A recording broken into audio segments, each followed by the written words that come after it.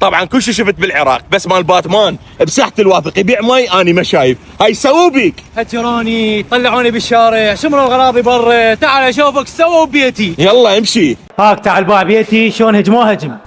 خطيه شوفوا غرفة نومه سووا بيها، سووا بيها. يعني غرفة نومي يقلبوها حاسبات. هاك دا يشوفون كلها حاسبات. لا وفوق هذا كله بطولات. هاك بطولات دا يلعبون همينه. خطيه شوف ايش سووا بسيارته همينه. حتى سيارتي بنشروها. خطيه حتى السيارة بنشروها. والله قهرني باتمان. شوف ايش بيه، ايش بيه؟ حتى غرفة حبيبتي بعد سووها. سووها. بلي سووها. لا والله شو ضايج ايش بيك؟ ما يخافون من الله.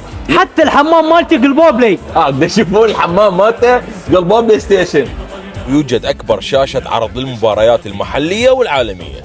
لكم اني باتمان وتكتلون الدوشش بيدي. عشاق البليارد بنسينا لكم لأن القاعة مجهزة ب6 طاولات للبلياردد. اكتبوا لي بالتعليقات تحبون البيس لو الفيفا.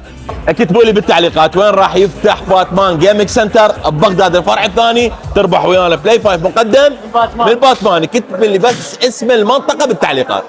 وهسه تعالوا ادليكم العنوان. عنوان قاعة باتمان. وين العنوان؟ العنوان كرادة شارع 42 وكل الهلا بيكم. قاعة باتمان.